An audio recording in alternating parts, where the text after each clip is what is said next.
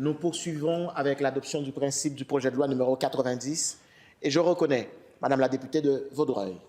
Oui, merci beaucoup. Merci, Monsieur le Président. Donc, je profite de l'occasion pour intervenir sur le projet de loi 90. Je vais le dire d'emblée, c'est un projet de loi qui a vraiment eu un effet, un impact dans le comté de Vaudreuil assez important. Les gens ont fait un projet de loi pour reconnaître le hockey sur glace comme sport national. Cool!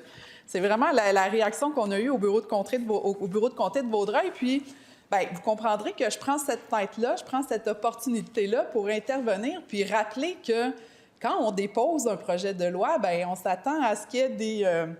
tu sais, on dépose un projet de loi, on s'attend à une certaine logique qui va avec le dépôt du projet de loi.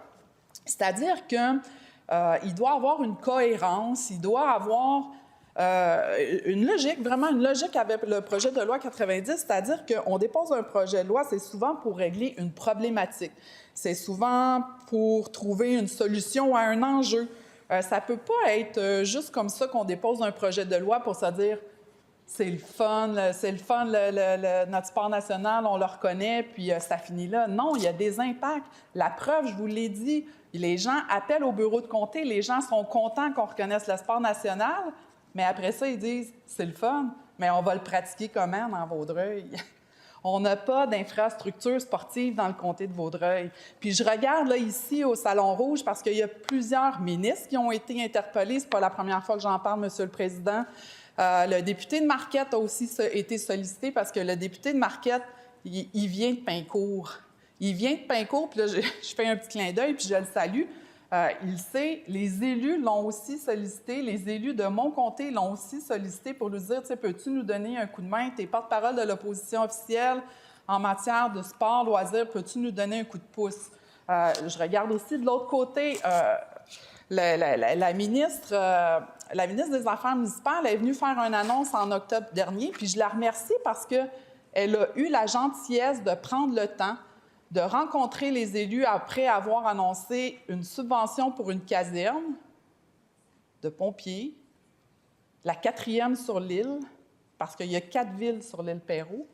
Les 4 ont leur caserne de plusieurs millions de dollars, mais il n'y a aucune infrastructure sportive. Donc, on annonce une caserne de... Bien, écoutez, le programme, c'était le... Je me souviens pas, le Pracim de mémoire, là. Fait que c'était un programme pour des infrastructures, pour une nouvelle caserne de pompiers. Mais quand on arrive à des infrastructures sportives, bien, on n'est pas là. Puis pourtant, c'est pas parce qu'il n'y a pas de projet de déposer, là, Monsieur le Président. Là. Au PAFIRSPA, le programme d'infrastructures sportives, la ville de Pincourt, en fait, je vais rentrer dans les détails. J'ai le temps, là, j'ai 20 minutes là, pour vous en parler. Le comté de Vaudreuil, c'est 7 municipalités. Il y a 4 municipalités sur l'île Perrot qui représentent plus de 40 000 de population. 40 000 de population. Il y a entre 8 et 9 écoles primaires. Il y a une école secondaire qui s'appelle le Chêne Bleu. À côté de l'école secondaire du Chêne Bleu, il y a une infrastructure, puis il y a eu des problèmes juridiques, mais il y a déjà eu une bonne volonté des gens, un rassemblement, puis je ne veux pas nommer de nom, mais ça n'a pas fonctionné. Il y a eu une certaine compétition. Ça, c'est un dossier qui a été judiciarisé. La Ville a rajouté l'infrastructure qui devait être un aréna. Super belle aréna. Monsieur le Président, je pourrais même vous montrer à l'écran là, des photos. L'infrastructure est en place. Là. Elle est en place. Elle n'est pas... l'intérieur est magnifique. L'intérieur a des poutres. Il manque juste un petit peu de sous pour aller plus loin puis compléter cette infrastructure-là. Ce pourquoi les 4 villes de l'île Perrot, Terrasse-Vaudreuil, Notre-Dame de l'île Perrot, l'île Perrot et Pincourt se sont mis ensemble pour déposer le projet au PAFIRSPA, le projet qui voulait, dans le fond, à compléter cette infrastructure-là, parce qu'il est, entre autres, situé à côté d'une école secondaire, mais parce qu'il y a un besoin sur l'île. Il y a du sport-études à l'école secondaire du Chêne Bleu, en hockey, et les jeunes vont où? Les jeunes vont à Sainte-Anne-de-Bellevue, les jeunes vont à Vaudreuil-Dorion, les jeunes vont à Valleyfield, en sport-études, là, sur du temps du sport-études. Là. Les jeunes vont à Valleyfield, 80 km aller-retour. pour pratiquer le sport national qui va être le hockey sur glace. C'est incompréhensible. Puis la situation a changé. Je vais vous revenir avec l'historique du bâtiment à Pinco, là, mais la situation a changé, puis elle est critique depuis les derniers mois parce que l'aréna à Sainte-Anne-de-Bellevue, qui est vraiment là, à proximité de l'île Perrot, l'aréna Sainte-Anne-de-Bellevue, ville natale du premier ministre, l'aréna Sainte-Anne-de-Bellevue a fermé pour cause de désuétude. Donc, elle n'est plus fonctionnelle, elle est fermée. J'ai eu des appels au bureau de comté, Monsieur le Président, là, les ligues de garage, les ligues, là, les citoyens qui vont jouer, qui se rencontrent le mercredi soir, ils n'ont plus de glace.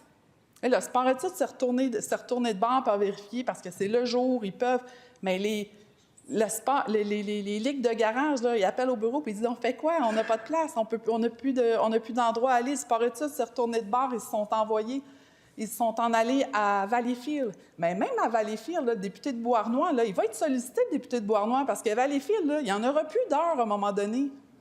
La députée de Soulanges, là, elle va être sollicitée aussi, la députée de Soulanges. Pourquoi? Parce que ses étudiants viennent en sport-études dans le comté de Vaudreuil. Fait que je sollicite aussi leur appui, leur coup de pouce pour dire, bien, il faudrait peut-être prévoir quelque chose, prévoir un programme rattaché au projet de loi 90 en disant, bien oui, on va en avoir un programme de soutien financier. Puis, c'est pas que ça n'existe pas, là, ça existe parce que récemment, j'ai vu que la ministre responsable du sport et du loisir, et du plein air, évidemment, a envoyé une lettre le 4 février dernier au maire de Victoriaville, lui disant que la ville pourrait bénéficier d'une aide financière maximale équivalent à 100 des coûts admissibles, 6 millions, afin de réaliser le projet de construction d'un complexe multifonctionnel, et ce, dans le cadre du programme de soutien aux infrastructures pour les Jeux du Québec. Fait qu'il y en a il y a un programme, bien oui, ça a le rapport. Bien, certainement que ça a le rapport, parce que moi, peut-être que vous avez manqué la phrase précédente, mais ce que je dis, c'est que le projet de loi 90 peut être attaché à un programme de financement pour être complémentaire à ce qu'on veut, c'est-à-dire à créer, à ce que le hockey devienne notre sport national, oui, mais qu'on mette en place du financement pour dire, écoutez, regarde, ça va justement dans le cadre du projet de loi 90, on reçoit les Jeux du Québec. On fait la même chose. On a mis en place un programme de soutien aux infrastructures pour les Jeux du Québec. Donc, pourquoi qu'on ne ferait pas un programme de soutien financier pour notre sport national, qui est le hockey sur glace? Pourquoi pas? Ça, c'est du ressort du gouvernement. Puis, je ne veux pas dire que les représentations pour l'équipement, tu sais, c'est vrai que c'est cher, l'équipement, les bagarres au hockey, oui. Mais ça, est-ce que c'est du ressort du gouvernement? Certainement qu'ils ont un mot à dire. Mais ici, le financement des infrastructures, c'est directement lié aux fonctions, c'est directement lié à la partie gouvernementale qui doit poser des gestes pour que ça soit cohérent. Donc, Monsieur le Président, je le réitère,